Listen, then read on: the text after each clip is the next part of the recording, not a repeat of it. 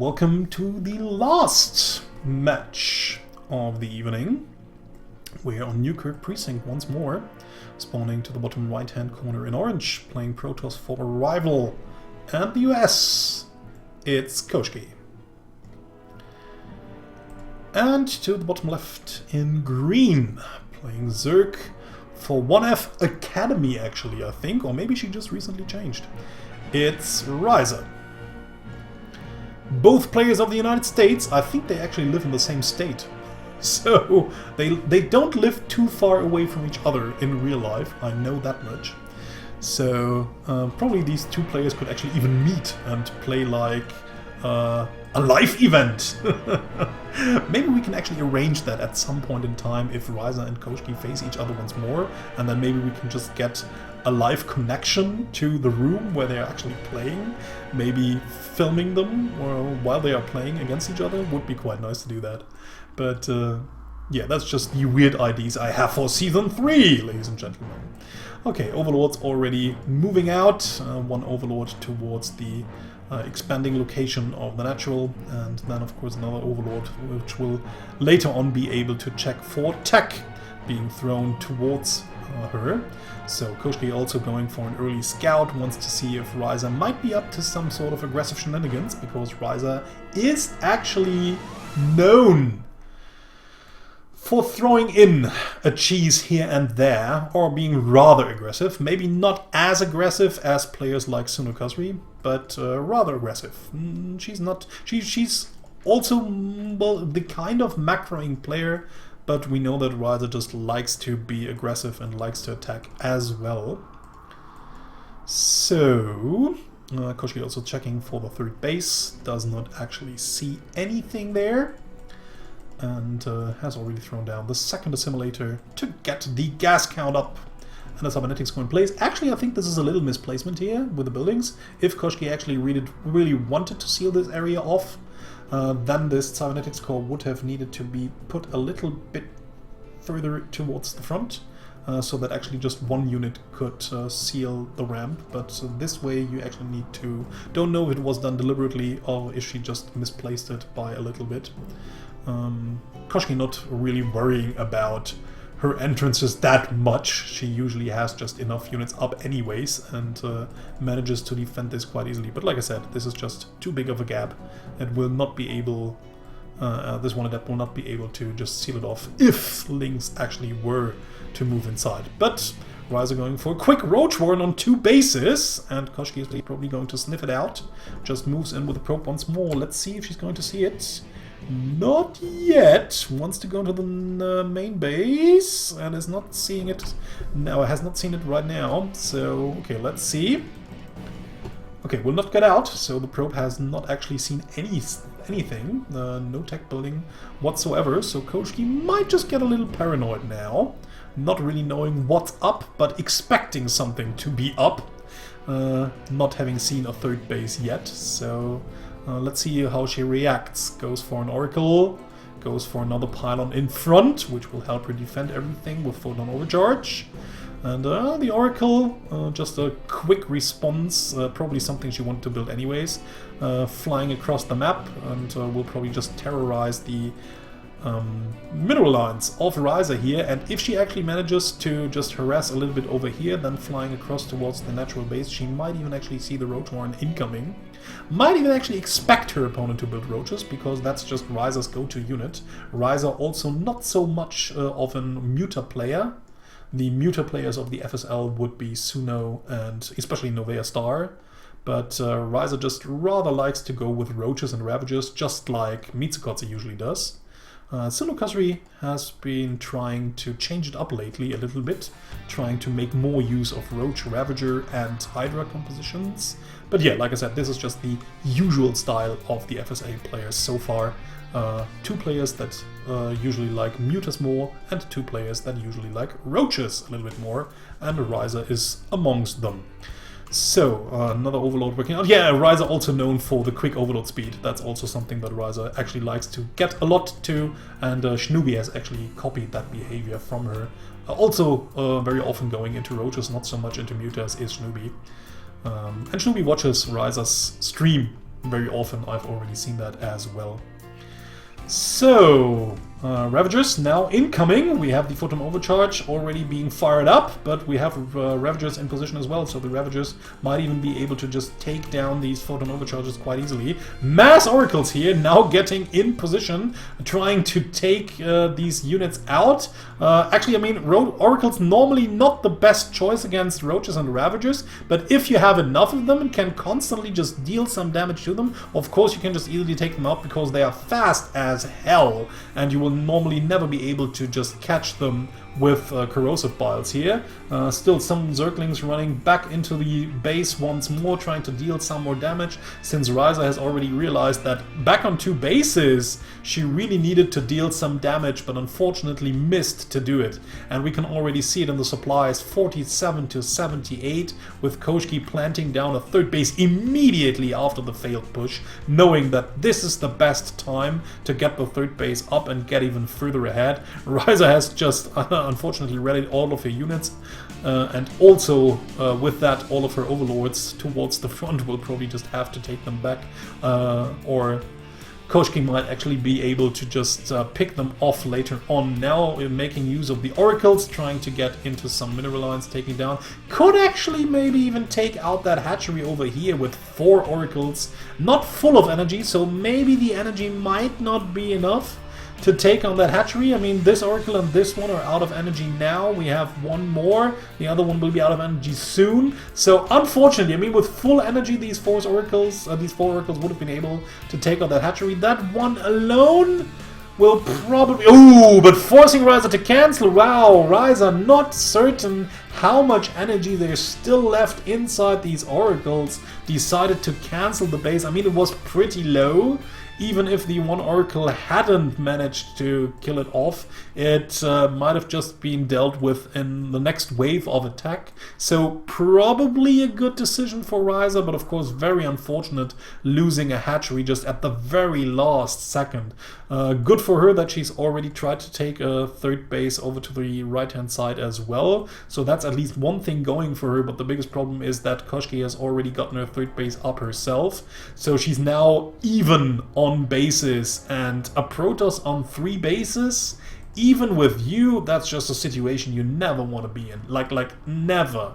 Protoss on 3 bases is so friggin' dangerous, man. It's insane. There's so much aggressive potential behind it. A Protoss on 3 bases is something you really have to fear, especially if you are only on the same amount of bases. I mean, if you're Terran, you have some tools against it, but as Zerg, it can get really problematic, especially if your opponent just wants to go into a mass air style, and that's something that Wryza can just expect after seeing the opening with the mass Oracles. So many Oracles just hint towards at least 2 Stargates, so you can just expect that your opponent will just make further use of 2 Stargates and will probably go into mass air. So, more Oracles, or the Oracles just getting in after having refilled their energies, so might now actually be able to just kill a lot of workers in an instant here, even while getting attacked. Wryza just got herself into Hydralisks to be able to just deal with the Oracles a little bit better during the mid-game, but of course the Hydralisks just lose more and more value the more carriers Koshkii is actually able to get. So yeah, that's just the unfortunate part of PvZ right now. If your opponent actually goes into mass air, and you just are always a little bit behind economy and tech-wise, the units you build will only actually have value for a very specific defined amount of time. And once this timing window has passed, all of these units actually suddenly lose their value. Because the Hydralisks, even in larger numbers, will just not suffice against the mass carriers. So you have to go into something else, but you fear to go into something else because you still get harassed by mid-game and mid-tier air units that you actually can easily take out with the forces you're building, but the follow-up is something you just cannot deal with. And getting the follow-up in position while only being on 3 bases as Zerg is pretty problematic. So in the meantime we have Koshkii just gathering the Golden Armada once more. Well, it's some Silver Armada in there as well. So 3 Stargates producing carriers like crazy, even getting the +1 weapons upgrade, and also getting, which is a really nice small thing here, getting the Protoss shields level 1, because shields are good for just every unit. You don't really want to waste resources, or Koshkii in this game doesn't really want to waste resources into only ground or only air upgrades armor-wise, so she just goes for the upgrade that is a profit for both kinds of units, which is the shield upgrade.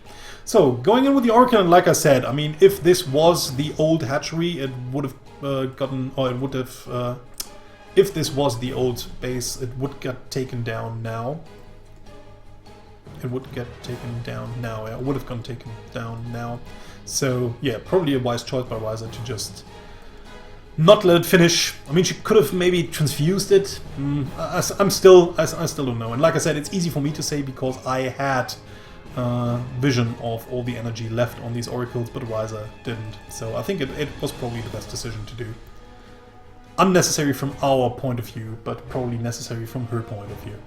So, the army now making it across the map, but I think the moment where Hydras alone would have been able to deal with that army has passed for quite some time. Like I said, this army actually had a very specific timing window where it could have dealt with the Protoss army in a very nice way, but yeah, I mean, this is actually a good use of the banelings here, killing off all of the ground forces, but the air army is already so strong, and then unfortunately Wryza also moving a few of her Hydralisks into a stasis ward, so some of them couldn't even participate within in the fight.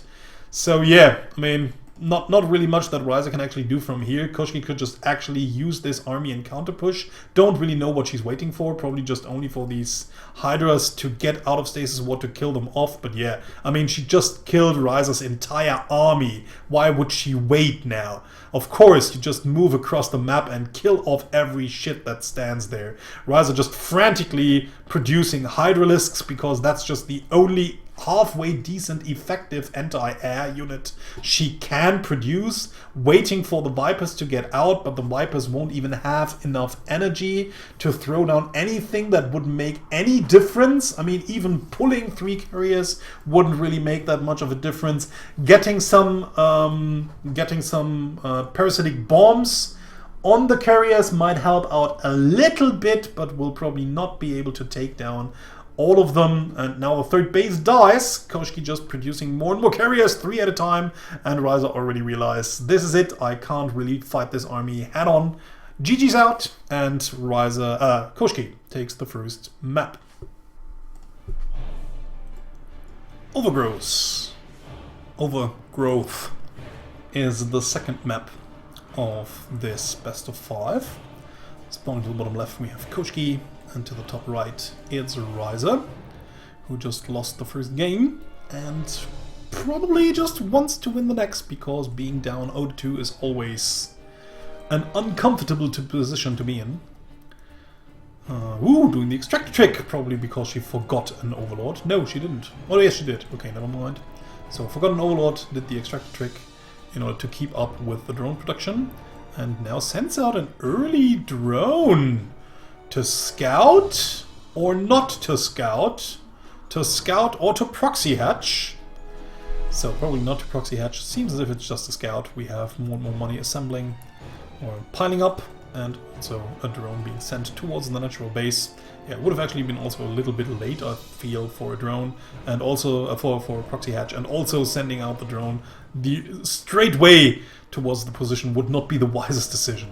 I think I've actually never seen anyone but Suno maybe playing a proxy hatch.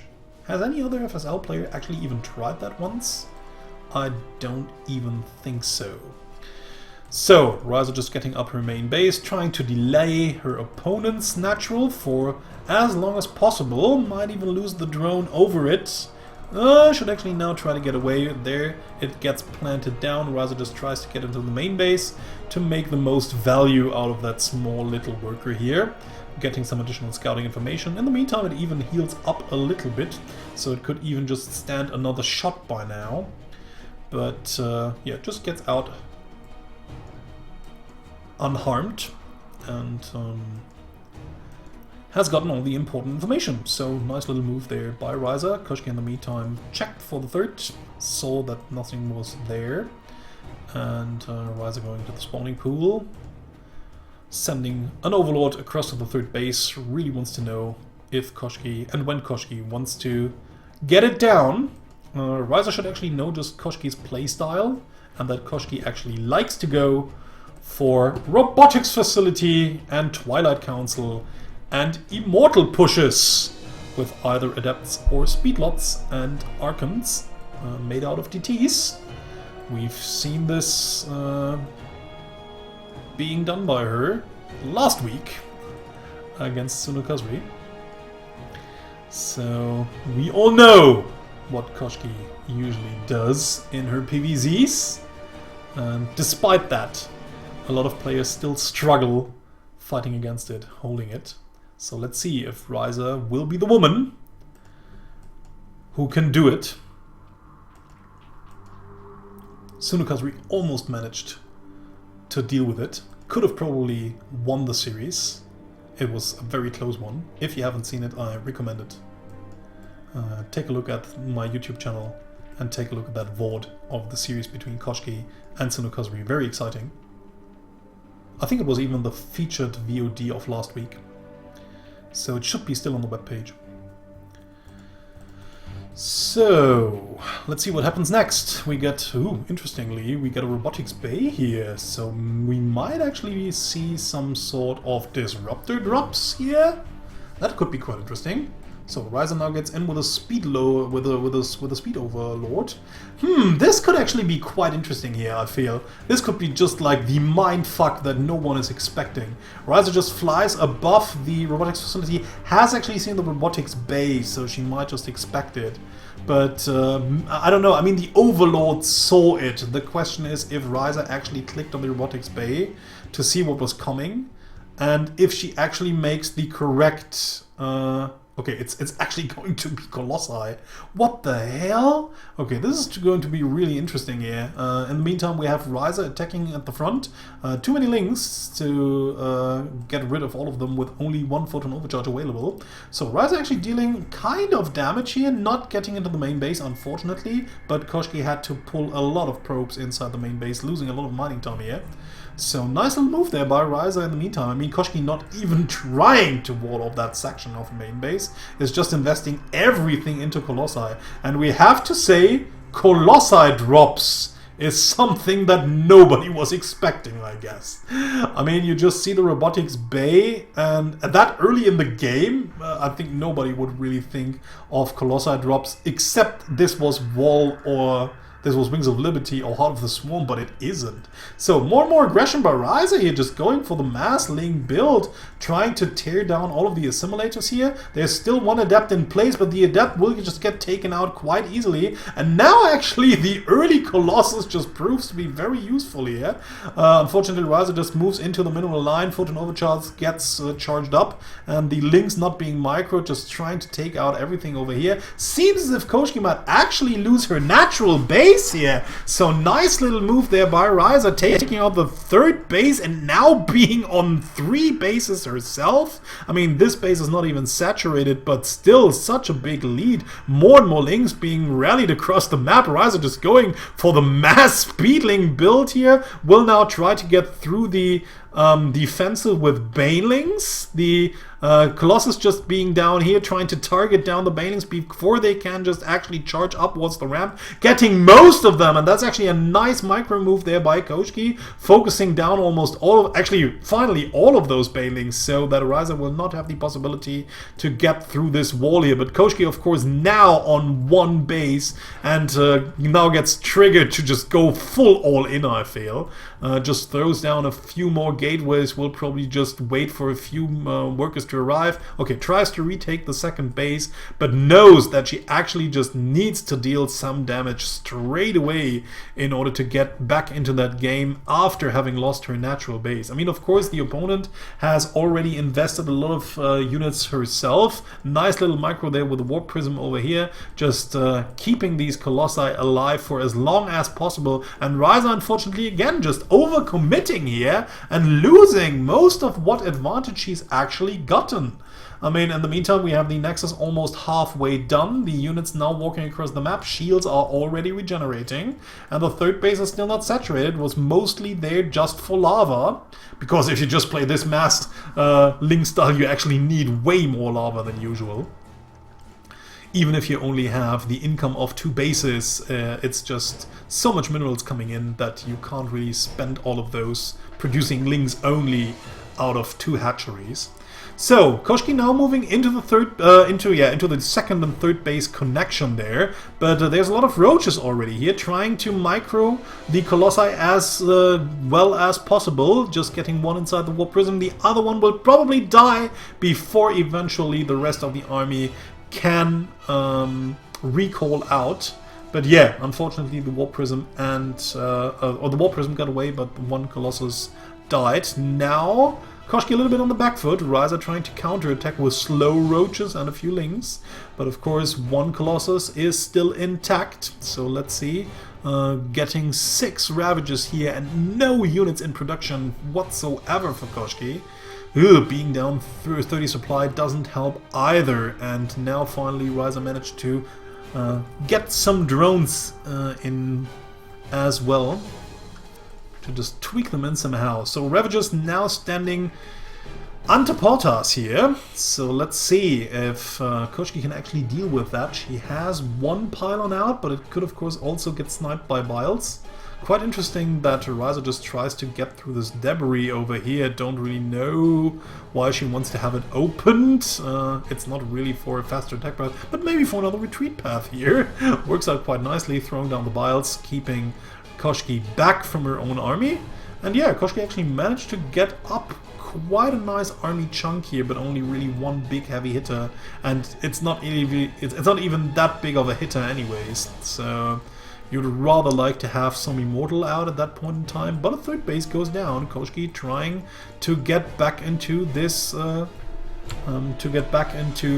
game by macroing up a little bit, but Wryza has already seen that a third base is going down. Should actually just transition into a fourth herself, I feel. Let's see if she just rather tries to take out that third, but it's heavily guarded. A run-by might just actually work wonders here. But of course that's always easy to say if you have vision of the whole map. So it seems as if Wryza actually decides to go into a fourth base, doesn't really want to overcommit here once more, and maybe lose this game at that point in time by losing her main forces to a smaller chunk of army than she should actually lose to.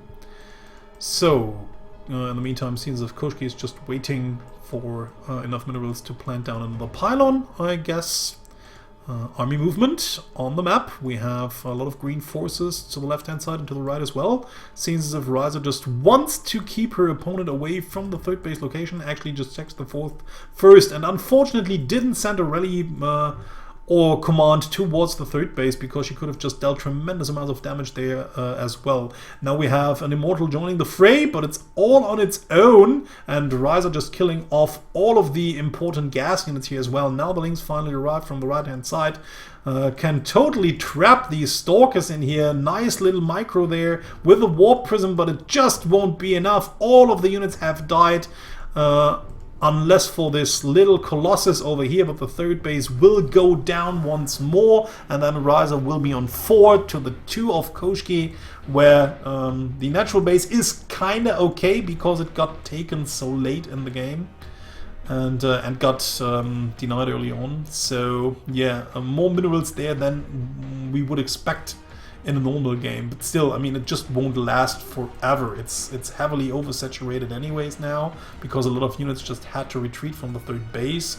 The main base is almost dry, and like I said, Wryza has already expanded to a fourth, could even easily take a fifth over here, or maybe even at the gold base if she just wants to. I mean, she's already taken out the debris over here, so she could just easily defend this gold base, so why not just take it? I feel she should really try to do that. Is now trying to saturate the fourth base over here. We'll probably just get the gas in a few minutes, because that's actually the only thing she's lacking. And now more Zerglings running across the map, checking for more bases. Might even be able to snipe that once more, once the armies clash at the natural entrance. So let's see what she will do now. But I think this is actually the plan, just trying to lure the opponent over to the ramp. And once the fight commences over here, she will just send in the Lynx to harass at the same time. And maybe take out the third base once more. And if she does succeed in that, I think this game is almost unwinnable from that position. It's already pretty difficult for Koshkii to come back into the game, but losing this third base once more is just a death sentence, so not much he could do from there on out. More and more units being rallied across the map. Wryza is close to maxed supply. Don't really know if I like this movement here. So now finally the army moves in, and will probably, like I said, lead to Koshkii moving her main army over to the left-hand side, while the Lynx actually now can just get... Oh no, actually she wants to go for a full surround here, and that could actually be worse than the best move. Everything dies. Not much to comment here. Everything just gets crushed. And Wryza ties the series 1-1. Whirlwind is our third map of this best of 5. To the top right we have Koshkii. To the top left we have Wryza. And interestingly enough, Koshkii, being the Protoss player, chose Whirlwind, a map that a lot of people would agree is a Zerg favored one. Wryza just managed to get herself back into the best of 5 by tying the series 1-1 with a lot of Lynx early on, killing off a base. We have a wide as ramp once more, so pushes with Lynx might even work once again. We'll see what Koshkii has in store on this map, if she actually deliberately chose it. She might as well just want to do something special here. Seems as if she just wants to go into Nexus first because it's just so big. And she probably even knows Wryza, not being sort of a cheesy player, doing early aggressive shenanigans.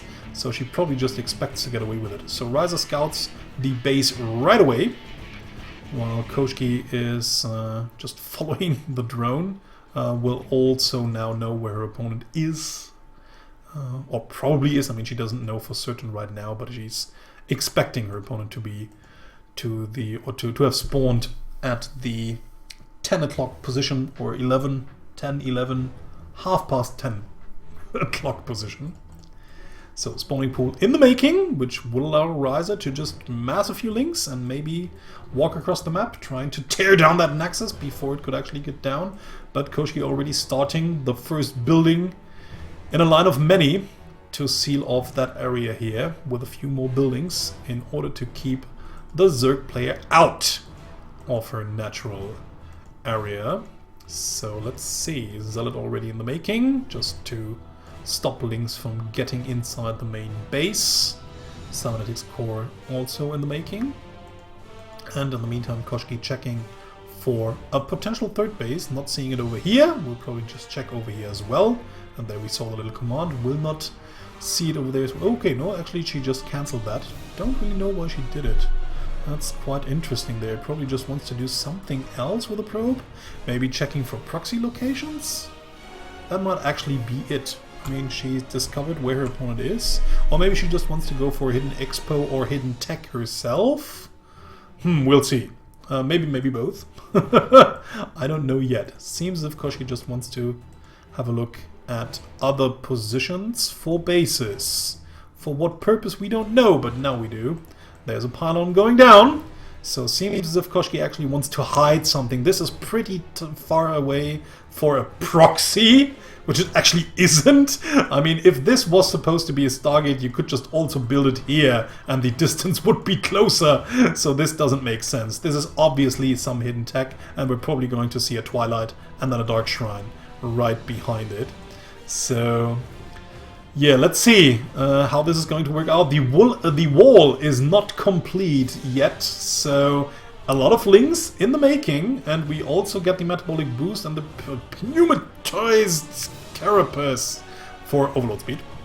Wryza might actually even try to do a good Suno build here, and maybe morph some of these overlords into dropperlords and drop links right into the main base. This could actually prove very useful here. Don't know what she actually wants to do. I mean, she could still break through here easily, but of course there's still a zealot defending that main ramp, so it would be more problematic to deal damage over here. But now she runs in, gets some damage dealt towards the Adept, but of course the Moisture Core has enough energy in order to throw down for the no-shot on the pylon, which she does now, and Wryza evacuates immediately.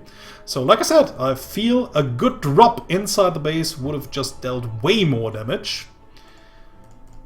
Something that Suno Kazri also regretted after her loss against Koshkii, not having played a Ling drop in her third game, which was also on Whirlwind. So yeah, could have actually been quite interesting there. Another Photon Overcharge gets baited out, and the Zerglings just retreat, but the wall is now complete. A little bit of an odd wall here, but it serves its purpose, so never mind. In the meantime, we have the Dark Shrine incoming, as was suspected, with a very, very late third base for Wryza here. And she's actually totally unprepared for DTs at all. No Spore Crawlers, no Lair! Ugh, and this could hit just critical at some point in time. Koshkii already preparing her push with another forward pylon. Links being defended like crazy. Some lazy French drones walking around. Actually, two of them not working. Get back to work, lazy drones. What are you there for? And Wryza just checking out everything. Could actually just go for some Nidus play, but she isn't because she doesn't even have a lair. So nothing of that. And 5 Dark Templars being morphed in by now. Ooh, Wryza might just barely scout this. No, she doesn't, and she can't even scout the Dark Templars because they are invisible. So nothing she can do right now, and she could have just scouted the pylon, but she does not. And now we have just 6 DTs out that will probably run into the third base in just a minute after Koshkii has dealt with the small little push at the front. And this will just, wow, have a look at that. It's 9 DTs, wow. Koshkii just really committing to this. I mean, whew, even without scouting anything, I feel, or did she? I mean, she doesn't really know what kind of tech her opponent actually has, but sending like 3 DTs into every expansion without any detection. Ow, this is gotta hurt. I mean, at the same time, we have Wryza preparing a push at the front, but yeah, Koshkii now even morphing in the next Dark Templar round. So, yeah, even at the front, that's of course the only thing that Wryza can do right now after realizing, fuck, it's DTs, fuck. Well, okay, guess I might as well just attack. Fuck, there's DTs as well. Well, and that usually just ends the game. Yeah, hatcheries dying. Now all of the hatcheries are actually dead. Wryza is not mining at all at the moment. Doesn't even have a hatchery. Has just rebuilt 1, but still has to be careful not to let it die. I mean, Wryza just needs to kill that DT over here with a last Spine Crawler. There's still DTs up here killing all of the important tech structures. Honestly, I don't really know what Wryza is waiting for. Like, this game is like totally GG. I mean, there's not more GG than you can ever get. 10 DTs out on the field already. Koshkii pulling a full poison here. And yeah, there's just no way that Wryza can come back from this. Now even morphing the DTs into Archons after realizing that detection is out. I still even think it doesn't matter. I mean, DTs still deal tremendous amounts of damage even if they are visible. So I think you wouldn't have even needed to morph them into Archons. But GG, and Koshkii takes the third map for a 2-1 lead. We're back on Vani for what could be the potentially last map of this best of 5. Because this little lady here is already leading 2-1. It's Koshkii against her opponent, Wryza, who needs to win 2 games in a row in order to get the series for her, or Koshkii will continue with her flawless win streak in the FSL, winning her 11th best of 5 in a row. Let's see if Wryza can do it. She is probably going for a hatch first, and the back pocket expansion. Scouting pretty early on with a drone. I mean, drone scouting in itself is something that Zerg players don't really like to do. You rather want to avoid it if you can, because losing that much mining time early on is just something you don't want to do. Actually not taking the back pocket expansion, rather just taking the forward expansion, which actually can help out with a lot of things. You get creep spread out further a little bit earlier, which just helps our defending of pushes. And of course it makes it a little bit more difficult for the opponent to check for the third base timing, or if you even take a third base, because usually you just don't have any chances later on to get close towards this base. I mean, it was true back when this map was an original one.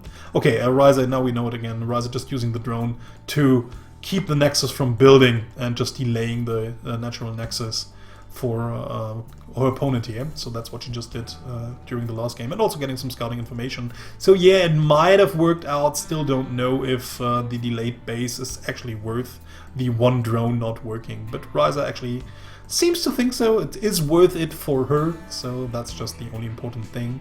If it's just your style and you feel comfortable with it, just stay with it.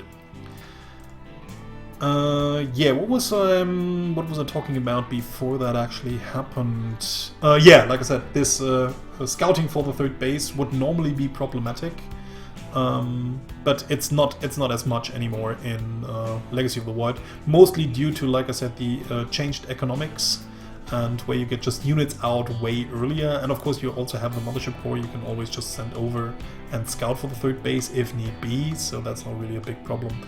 But in the earlier days of StarCraft 2, getting this base, like I said, just made it a bit more complicated for your opponent to check for the third base timing, and could also help out. But of course mostly you would just take the forward base for creep purposes. That's just usually what you did it for.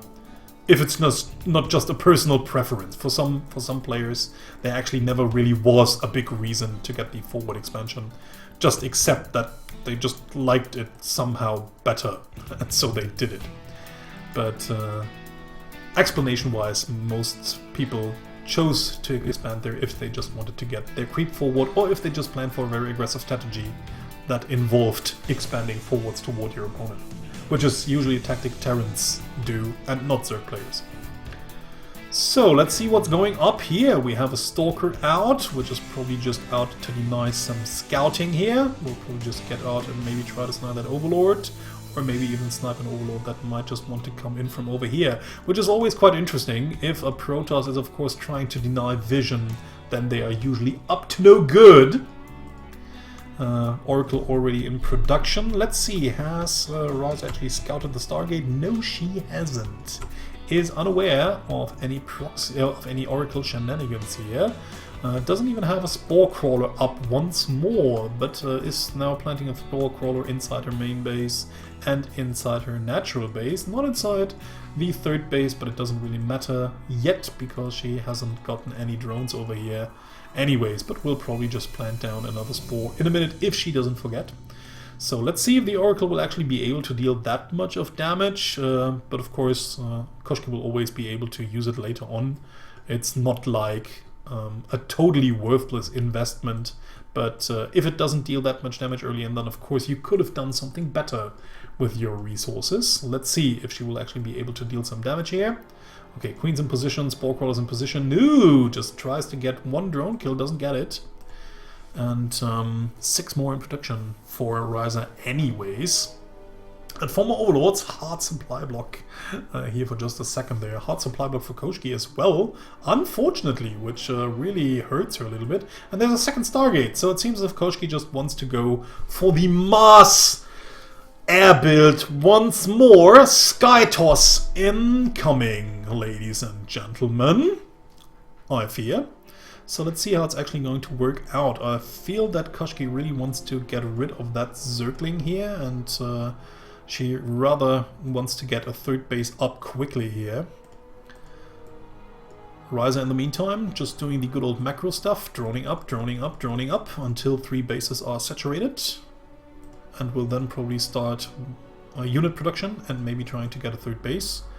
Will eventually also need to get these gases over here. I mean, she's just missing a lot of gas at the moment. Could already banking up a lot and then decide what to do with it. Maybe going into a muted transition. Oh, being oversaturated over here and undersaturated over here. Unfortunately, just misclicked the gas. Oh, very unfortunate. These are just these small little mistakes that happen every 100, or that happens just every 100th game. But then, of course, it's really annoying. Even on both geysers, this is so frustrating. But like I said, it happens even to the best players. These kind of misclicks sometimes happens, very rarely, but they do. So Baneling Nest incoming, not really helping out at all, but that's just due to Wryza's lack of scouting, unfortunately. Just got the wrong units here. So here we are. No idea whatsoever. No friggin' idea whatsoever about the 2 Stargates. So that's why she's still preparing tech for an anti-ground force. That's never ever going to hit her. Now she at least sees the one Void Ray, which kind of might tip her off. Nice little movement there by the Stalker, just barely gets into the gap and seals it off so that the Lings won't be able to get in and get more scouting information. So maybe Wryza might have sniffed out something, seeing the Void Rays, that might just tip her off. I mean, Koshkii started with a Stargate, obviously, due to the Phoenixes, but Phoenixes alone doesn't necessarily mean that your opponent is going into Mars Air. A few Phoenixes early on is just a common opener, so it's not really the biggest tell. But yeah, I don't know if she's realized that. She has gone into an Hydralisk den, so wants to have some anti-air for the mid-game, some quick anti-air, also goes into Nidus Network. So it seems as if she kinda have an idea what's coming her way, so I think she rather wants to end the game before it can actually get to that stage where Wryza was already in the first game, I think. Yeah, on the first map. Yeah, it was already the biggest problem for her to fight straight up against the air army. So I think she rather wants to finish the game quickly here before Koshkii can actually mass carriers. So that's why she goes for a lot of Hydralisks. Might even want to go, yeah, there it is. So here's the, nicely done, right behind this plant part here, so that the units won't really see it. Nice by Koshkii, a little bit lucky there, trying to get a 4th base up. This is right when the Nidus Worm gets out, but Koshkii still reacting a little bit late. Might even lose that Naxus here if she's not quick enough to cancel it, but she does. So now we have the units up, but we have a lot of anti-air here. Seems as if Wryza might actually be able to take out the army of Koshkii here, but a lot of Zealots in the mix as well. Good move here with the Queens, just blocking off all of the Zealots, keeping them away from the Hydralisks here. More and more Hydralisks and Lings actually coming in as well. This is a huge ass army with a lot of anti-air in it, and Koshkii is mostly investing only into air units, but 2 carriers are just about to come out. 11 more Hydralisks in the making. We also have some units inside the Nidus Worm as well, so I think Wryza has to be really careful to unload those before she engages once more, trying to take a 4th base in the meantime. We only had a Stasis Wall over here, but it didn't really do that much. So now the Speedlots are moving in. This time around, the Queens are still blocking most of the units from the rest of the army, which is still a good thing. Almost all of the Zealots have died before they can actually come close towards the Hydralisks. More Banelings being morphed in order to deal with the ground forces here. And once the ground forces are gone, the air forces will just be without any protection. And then, I mean, carriers can be strong, but only if they have a massive amount, if you only have a massive amount of them, or if you have some ground forces to protect them. Banelings running in, killing off most of the Lings, killing off most of the Zerglings, the Zealots here, sorry, not Zerglings. And now the first Void Ray dies, the second one dies as well. One carrier only has 1 interceptor, and more interceptors in the making. The rest of the carriers just trying to fire away at these Hydralisks and whittling them down eventually. It's 1-0 Hydralisks against... we can't really see it right now. 2-0, whoa! 2-0 carriers. These already deal a lot of damage, and of course it's still a fortified position here, where the Mothership Core could still always fire up the Photon Overcharge. More and more links being built. Wryza is just missing the gas. What's happening? We have 3-3 now. Here we have 3-3-3. Oh, 0 not being in the gas. We have, okay, now good saturation on here, but also these gases are lacking. So unfortunately, Wryza just cannot rebuild most of her Hydras. A lot of ground forces just die in an instant, but the problem is that we just don't have enough anti-air anymore in order to deal with the interceptors, and the rest of Wryza's army just gets shot down. More and more Hydras arrive from the right. They can take out one carrier at least. One more Photon Overcharge gets down. Other carrier also gets killed. Seems that the Hydralisk will also be able to just kill off the rest of the pylons. More and more units moving into the third base of Koshkii here. Koshkii has to evacuate the remaining parts of the army here, but another carrier just gets out right in time. Is there another one as well? No, but more speedlots there as well, and they should be able to just finally deal with the rest of the army. Hydra's trying to target down the carrier, but it pulls away just in the nick of time. Not until the not before the base actually has died, but Koshkii has already taken a fourth base over to the right hand side. In the meantime, we have Wryza not trying to trying to end it. I mean, Wryza really tunnel visioning here, smelling the blood in the water, wants to end the game right now, right here, doesn't want to retreat and start saturating the base over here. At the same time, her own base is running a little bit dry, trying to get another upgrade here, which is a bit odd. It's probably just an automatism that she uses here. I mean, if you want to end the game right now, it doesn't really matter if you get the missile attacks part 2. That's only if you expect to lose. And if you do that, you don't really want to attack. In the meantime, Koshkii managed to get out a few Archons. Most of the Banelings just rolling into the Archons, not dealing enough damage. The rest of the Hydralisk gets cleared up, and now finally Koshkii managed to hold. Has now fourth base incoming with a third base at the gold. She has more High Templars, which will morph into Archons right now. Could even actually go into Storm, which would just make this army even more frightful there. But for now, since she doesn't even have the time or the resources to invest into Storm, she just rather morphs them into Archons. But yeah, I mean, having Storm would just also be terrible. She doesn't even need it, and is now just rebuilding her carrier fleet, while at the same time Wryza probably now overcommitting here, trying to deal even more damage with the Hydralisks here. It's so easy, of course, to say for an observer, but I think she should have stayed back after the first initial push.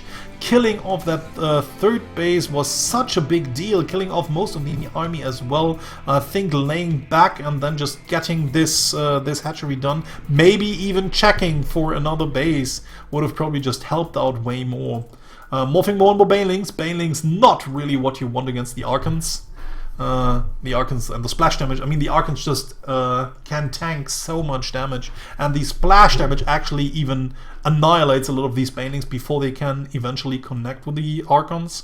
So it won't really help out that much, but that's also a lot of Hydras here. So let's see what the Hydras can actually do, killing off a carrier right as we speak. But of course, yeah, now just chasing the carriers while the rest of the interceptors just keep shooting. And keep in mind, these are 2-0 interceptors, so the carriers deal a tremendous amount of damage, and once the rest of the army has to retreat and the ground forces can just keep these carriers safe, getting closer to the army, they will just evaporate the Hydralisk's forces. All of these units actually will.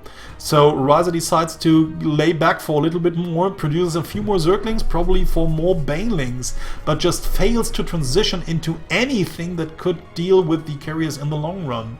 Now finally getting a Hive tech up. She probably wants to go into Vipers later on, but the question is, will she have the time for that? Koshkii just realizes that Wryza has committed to a lot of units that won't really be of any value in a straight up attack against this army force. So now just sends all of these speedlots, the Archons and the few carriers she has right now towards the front. And let's see if Wryza can actually hold up against this. I fear she will not. She will lose this 4th base for certain, I feel. She just, tucks back all of her army, gives up that base in an instant because she realized she can't really hold it. Tries to get away with the drones, but it was just too late. All of the zealots actually killing off the rest of the remaining drones at the 4th base. Trying to get in from behind, maybe picking off a carrier or two, but just losing more and more Hydras in the process. And there they are, the units from the left-hand side. Baneling's actually rolling in, killing a lot of these ground units, most of the zealots, but almost all of the I think actually all of the Archons stay intact. This Archon has very, very few shields, got almost taken out, but it still survives and will now just regenerate all of its shields eventually. Yeah, the Hydra's just trying to run away, but once they start running away or start to focus fire on the carriers, the interceptors just shoot them down like crazy. Wryza's forces got shot down completely almost. We only have 36 army supply to the 96 of Protoss. And I'm sorry to say it, Wryza fans, but this game is lost. I can't even think of a miracle that would save Koshkii, that would save Wryza from Koshkii here. So even getting some Vipers out, even if Vipers suddenly came out with enough energy for Parasitic Bomb, it just wouldn't even suffice. It just wouldn't help. There's, like I said, nothing I could think of at that point in time that Wryza could do to come back into the game. Archons now in the main base, destroying all of the important parts. In the meantime, Wryza at least tries to do some sort of counter-aggression, even builds a proxy hatch next to the base of Koshkii here, while the rest of her forces just die at home. GG well played, and Koshkii takes the season with a 3-1.